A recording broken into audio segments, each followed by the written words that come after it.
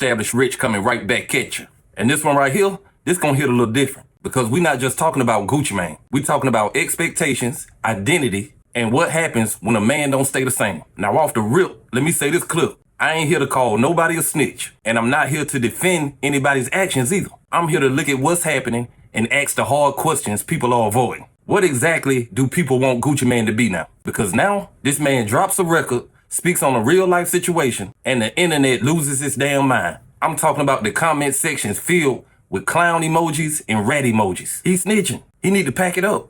And I'm looking at this like, hold on. Are y'all mad at what he said? Or are y'all mad at what he's not anymore? Put the ink to the paper, I was under duress. Put the ink to the paper, I was under duress. Yeah, Stone Cold, Joe. Snitched on a Zaytoven beat. That's crazy. Gucci, you gotta cut this shit out, man. What type of medication you got Gucci on, man? Yo, Gucci, you signed killers, robbers, drug dealers.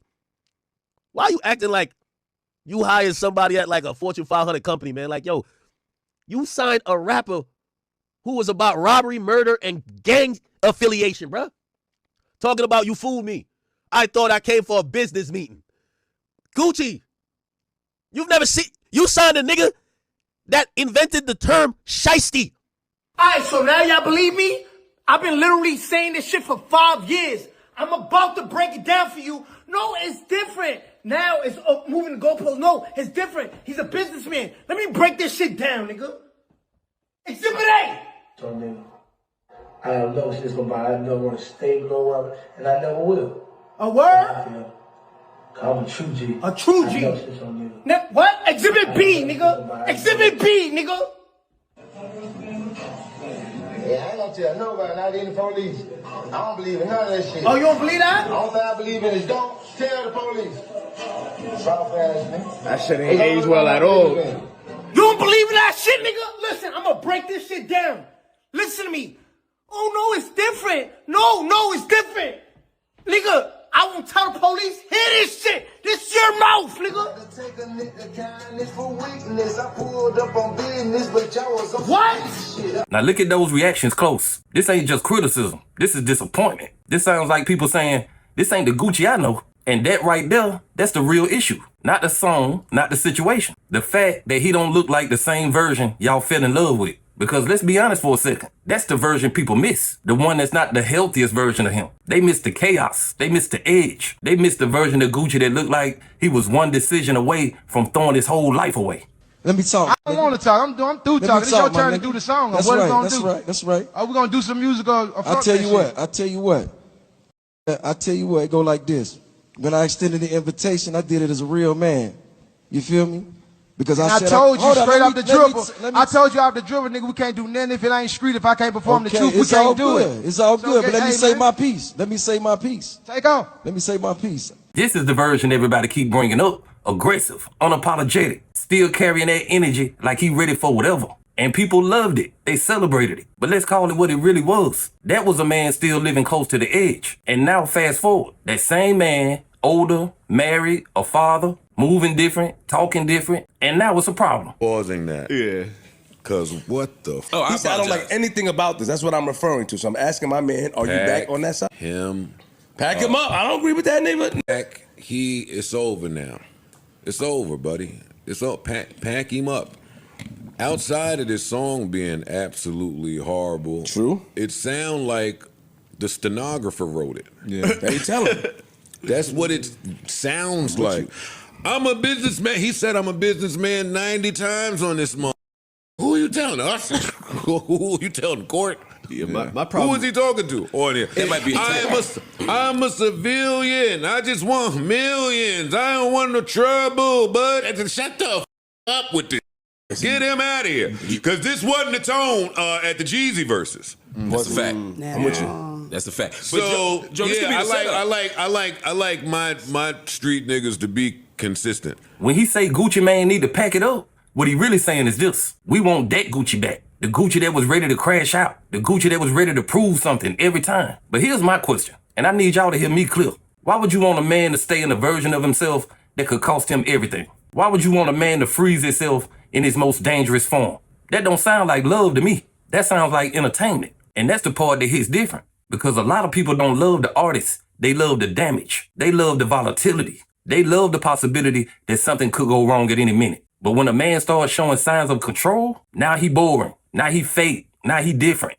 Now he a clone. No, he different because he alive. He's different because he learned. He's different because he survived long enough to see the other side. And that's where this conversation gets real deep, because hip hop has a problem with real growth. We want people to make it out, but we don't know how to treat them once they do. We want you rich, but still thinking poor. We want you successful, but still moving like you got nothing to lose. We want you evolved, but only in ways that don't change your image. And that is impossible.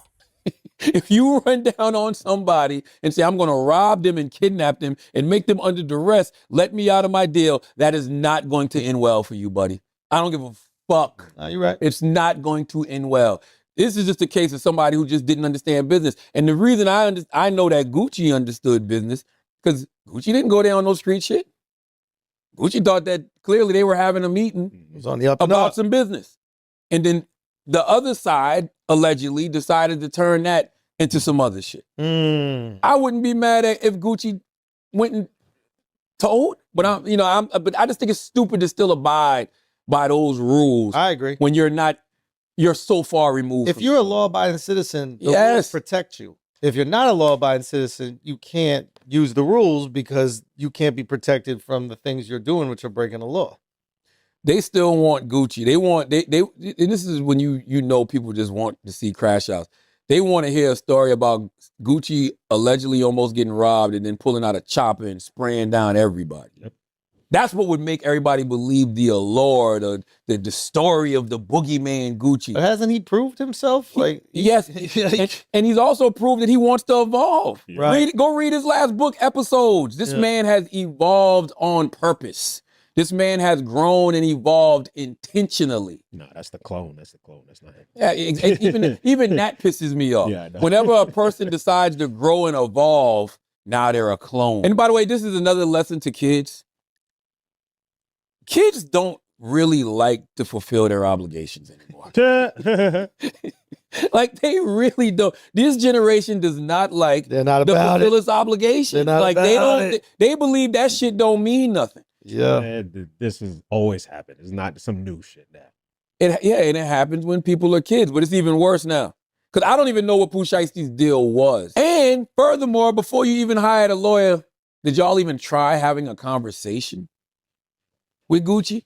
And the conversation can't be, you're going to let me out this contract or else. Yeah. The conversation has to be what Ross said, negotiation. That's it. How do you negotiate? Now, Charlamagne said something that needed to be heard. You don't see this in other industries. You don't see other executives handling business like this. This is only in hip hop. And it's been a hip hop thing since the 90s, where business gets handled like street beef. And then street beef bleeds into the business. And then when somebody speaks on it, they the one under fire. But here's where it gets even crazier, because the same culture that's calling Gucci a snitch is the same culture that's been celebrating self-snitching for years. Let's talk about it. King Von, Lil Durk, Young Thug, drill music as a whole, real names, real events, real situations, put straight to music, not implied, not hidden, direct. And what did the culture say? He really living that. That's keeping it real. But then, when them cases come down, when the FBI started building cases off them lyrics, now everybody want to say, why would you put that in a song? So, hold on. When you talk about what you did, that's real. But when you talk about what happened to you, that's snitching. If Gucci Mane is snitching, then half the industry been snitching on themselves for the last 5 years. Posting the chains, posting the money, posting the aftermath, putting it in the songs. We all seen it and we all heard it. And we all watched them cases get built in real time. So let's stop picking and choosing when the truth is convenient, because that's what this really is, convenience. You ain't mad at the principle, you mad at who applying it. And that's why this Gucci Mane situation is so important, because this ain't just about one song. This is about a man standing at the crossroads of who he was and who he is now. And the culture don't know which version they want. They say they want growth, but they reacting like they missed the damage. And that right there, that's the truth most people don't want to say out loud. Now let's take this one step further, because this part right here, this the part people don't like talking about. Why do people get uncomfortable when you change? Because your growth breaks their expectations. See, people don't just watch you. They build a version of you in their mind. And once they get used to that version, they start believing you owe them that forever. So when you evolve, they don't see it as growth. They see it as betrayal. like you left them behind, like you switched up on the character they fell in love with. But here's the truth. You didn't switch, you survived. You didn't change for them, you changed for you. And that's what people struggle with, because your growth forces them to look at themselves. And it makes them ask questions like, why am I still thinking the same? Why am I still moving the same? And a lot of people don't want that pressure. So it's easier to criticize you than to reflect on themselves. And that's why Gucci is in this position. Not because of one song, but because he don't fit in the box no more. He don't sound like the same guy. He don't move like the same guy. And that confuses people who still expect him to. But here's the final question. And this is what I want y'all to sit with. How long does a man have to stay the same just to make other people comfortable? How long he got to play that role that don't even fit his life no more? Because if growth makes you a target, then what does that say about the people aiming? And if being wise makes you look weak, then maybe the standards been broken this whole time. This ain't about Gucci. This is about a man trying to level up while people still want the old version of him. And sometimes the hardest part of growing ain't changing yourself. It's accepting that some people only loved who you used to be. But hey, that's just my opinion. What's yours? Like, comment, subscribe. Established Rich. I'll be back with another one. Peace.